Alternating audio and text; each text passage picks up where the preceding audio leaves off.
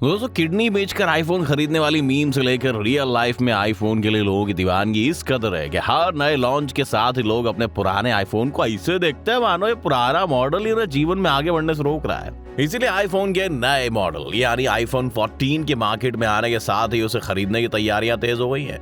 लेकिन आईफोन के अनाउंसमेंट के बाद ही भारत में एक और बात बहुत तेजी से चल रही है कि आखिर इसकी कीमत भारत और अमेरिका में इतनी अलग अलग क्यों है। क्योंकि दोस्तों, अमेरिका में यही फोन जिस कीमत में बिक रहा है उसे करीब 16 से 17 हजार महंगा भारत में बिक रहा है। आईफोन के साथ सबसे बड़ी दिक्कत ये हुई है कि इसकी असेंबलिंग के लिए इंडिया को चुना गया। इसी वजह से लोगों को लगा था कि भारत में मैन्युफैक्चरिंग के कामों की वजह से आईफोन की कीमत में काफी कमी आने वाली है। तो क्या ये बात सच होगी या फिर किडनी के दाम पर ही आईफोन आपके हाथ में आएगा? आइए समझते हैं। सबसे पहले ये समझिए कि फिलहाल में ही एप्पल ने अपने आईफोन की नई सीरीज लॉन्च की है, आईफोन 14। इस आईफोन में पहले से बेहतर कैमरा, पावरफुल सेंसर और सैटेलाइट मैसेजिंग फीचर शामिल किया गया है जो एक इमरजेंसी सिचुएशन में SOS टेक्स्ट भेज सकते हैं। कंपनी आईफोन 14 के 4 मॉडल ला रही है। इसमें iPhone 14, iPhone plus, iPhone pro and iPhone pro max शामिल हैं। और सबसे खुशी की बात तो ये है कि ये जो आईफोन है ये मेड इन इंडिया होने वाले हैं। अगले कुछ दिनों में ये made in India iPhone 14 Bharat में बिकना शुरू हो जाएगा।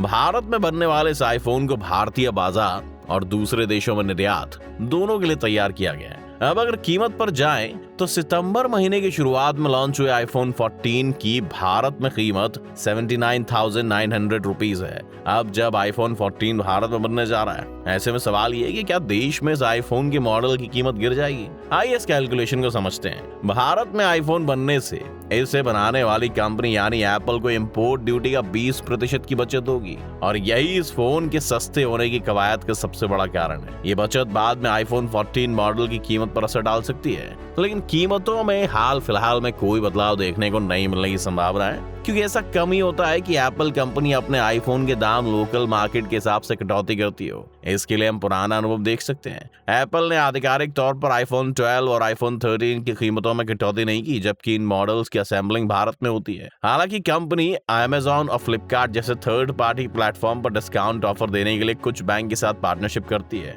अब आईफोन 14 के साथ भी ऐसा ही हो सकता है, लेकिन अभी तक कुछ भी कंफर्म नहीं हुआ है। लेकिन ये तो हम अनुमान की तरह लगा ही रहे हैं कि इस मामले के बारे में एक्सपर्ट क्या राय रखते हैं, उसे समझना भी बहुत जरूरी है। क्योंकि आईफोन 14 की अमेरिकी और भारतीय बाजार में कीमत में लगभग 16,000 रुपए का अंतर है। आइए जानते हैं ऐसा क्यों है। एप्पल ने 17 सितंबर को आईफोन 14 सीरीज लॉन्च की है। इस सीरीज में कंपनी ने 4 नए स्मार्टफोन्स लॉन्च किए हैं जो अलग अलग प्राइस पॉइंट पर आते हैं। अगर आप आईफोन 14 सीरीज की कीमतों पर ध्यान देंगे तो पाएंगे कि अमेरिका के मुकाबले भारत में इनकी कीमत काफी ज्यादा है। अमेरिकी बाजार में तो नए आईफोन्स की कीमत बेहद कंपेटिटिव है, पर इंडिया में ऐसा नहीं है। नए आईफोन ही नहीं बल्कि आईफोन SE 2022 जो भारत में अब तक 43,900 रुपए में बिक रहा है, अमेरिका में डिवाइस लगभग 32,000 रुपए की कीमत में आती है। यानी भारतीय बाजार में कंपनी इस फोन को 10,000 रुपए से ज्यादा की कीमत में बेच रही है। हाल ही में लॉन्च हुए आईफोन 14 की अमेरिकी बाजार में कीमत $799 यानी कि 63,700 रुपए से शुरू हुई है। वहीं भारत में ये फोन 79,900 रुपए की शुरुआत की कीमत पर लॉन्च हुआ है।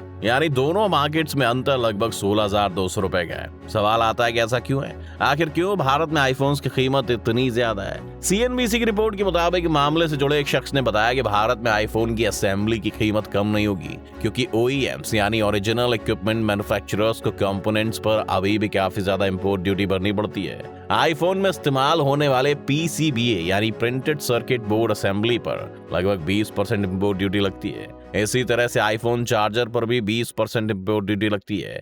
इंपोर्ट ड्यूटी के अलावा स्मार्टफोन्स पर 18% GST लगती है। इस वक्त भारत में आईफोन 12 और आईफोन 13 असेंबल किए जाते हैं, लेकिन उनके दामों में कोई खास कमी नहीं है। इसके अलावा डॉलर और रुपए के बीच बढ़ता गैप भी आईफोन की कीमतों में इजाफे का जिम्मेदार है। यही वजह है भारत में एप्पल प्रोडक्ट्स जापान और दुबई के मुकाबले महंगे होते हैं। तो अब सवाल उठता है कि क्या कभी भारत में आईफोन सस्ता होगा? तो इसे ऐसे समझिए कि भारत एप्पल के लिए एक बड़ा मार्केट है, लेकिन जब तक यहाँ पर PCBA और दूसरे कंपोनेंट्स की मैन्युफैक्चरिंग नहीं होगी तब तक आईफोन के लिए हमें ज्यादा पैसे देने ही पड़ेंगे। कम से कम मौजूदा इंपोर्ट ड्यूटी के नियमों के हिसाब से तो ऐसा ही है।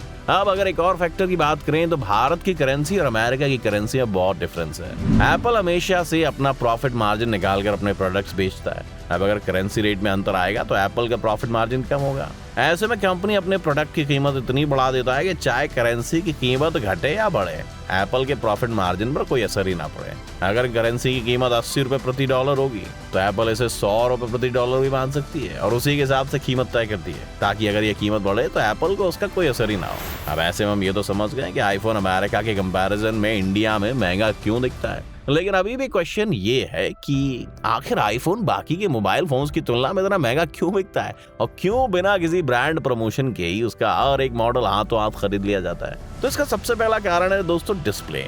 आईफोन में रेटिना डिस्प्ले का यूज किया जाता है, जिसके कारण आंखों को कम नुकसान पहुंचता है। रेटिना डिस्प्ले की क्वालिटी बाकी के डिस्प्ले के मुकाबले काफी अच्छी होती है, क्योंकि इसमें पिक्सल की संख्या बाकी डिस्प्ले से काफी ज्यादा होती है। इस तरह के डिस्प्ले को बनाने में ज्यादा लागत लगती है, इसलिए महंगे मोबाइल फोन्स में इसका उपयोग हो पाना पॉसिबल है। प्रोसेसर। आईफोन की महंगे दामों पर बिकने का मेन कारण प्रोसेसर भी है, क्योंकि आईफोन में खुद एप्पल कंपनी के प्रोसेसर का यूज किया जाता है, जिसे बनाने में हाई क्वालिटी वाले पार्ट्स का यूज किया जाता है। अब ऐसे में इसका सीधा असर इसकी कीमत पर होता है, क्योंकि महंगे पार्ट्स उपयोग होने से इसकी कीमत अपने आप ही बढ़ जाती है, जबकि बाकी मोबाइल फोन कंपनीज दूसरी कंपनीज से खरीद कर प्रोसेसर इस्तेमाल में लेती हैं, जिस वजह से उनके दाम कम होते हैं और उनकी प्रोसेसर क्वालिटी भी कुछ खास नहीं होती है।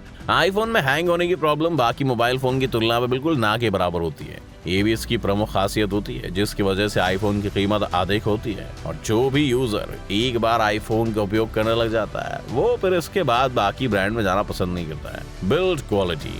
अगर हम इस फोन की बिल्ड क्वालिटी की बात करें तो ये सभी मोबाइल फोन से बहुत आगे है। आईफोन एप्पल के प्रोडक्ट होने के कारण इसकी बिल्ड क्वालिटी का मुकाबला कर पाना बाकी मोबाइल फोन्स के लिए पॉसिबल ही नहीं है, क्योंकि आमतौर पर गिरने या हाथ से छूट जाने पर भी इसमें किसी भी तरह की परेशानी नहीं आती। दोस्तों, आईफोन प्रीमियम लुक। इस फोन का लुक भी कहीं ना कहीं इसके महंगे होने की वजह ही है, क्योंकि ऐसा लुक शायद ही आपको किसी मोबाइल फोन में देखने को मिलेगा। इसका डिस्प्ले और साइज इस तरह का होता है जिसे हाथ में पकड़ने में आसानी रहती है और आप सिंगल हैंड यूज करके भी आसानी से आईफोन ऑपरेट कर सकते हैं। एप्पल ब्रांड का लोगो इस मोबाइल फोन की खास पहचान है, जो कि लोगों के बीच आपका स्टेटस शो करता है। इसीलिए कुछ लोग तो सिर्फ दिखावे के लिए भी आईफोन रखना पसंद करते हैं। आईफोन की कैमरा क्वालिटी को बाकी के मोबाइल फोन्स के मुकाबले सबसे बढ़िया माना जाता है, और ये भी सच है क्योंकि इस मोबाइल फोन में सबसे महंगा पार्ट कैमरा ही होता है, जिसके लिए खास टेक्नोलॉजी का यूज किया जाता है। इसकी कैमरा क्वालिटी इतनी अच्छी होती है कि जिससे ली गई फोटोज को DSLR से ली गई फोटोज से कंपेयर किया जा सकता है। Security and privacy. जब भी बात आती है आईफोन की सिक्योरिटी या प्राइवेसी के बारे में, तो यकीन मानिए इसके महंगे दामों में बिकने का कारण ये भी है। आईफोन में यूजर के पर्सनल डेटा से छेड़छाड़ कर पाना बहुत ही मुश्किल काम है, क्योंकि इसमें बेहतर सिक्योरिटी फीचर्स का उपयोग किया जाता है। इसे प्राइवेसी के तौर पर सबसे बेस्ट माना जाता है। तो दोस्तों, ये थे वो कुछ कारण जिनकी वजह से आईफोन बाकी के दूसरे मोबाइल फोन से ज्यादा महंगा बिकता है। आपको आईफोन पसंद है या नहीं, या आईफोन के बारे में आपकी राय क्या है, हमें कमेंट करके जरूर बताएं। और इस वीडियो को लाइक और शेयर करना ना भूलें और हमारे चैनल को सब्सक्राइब भी कर लें।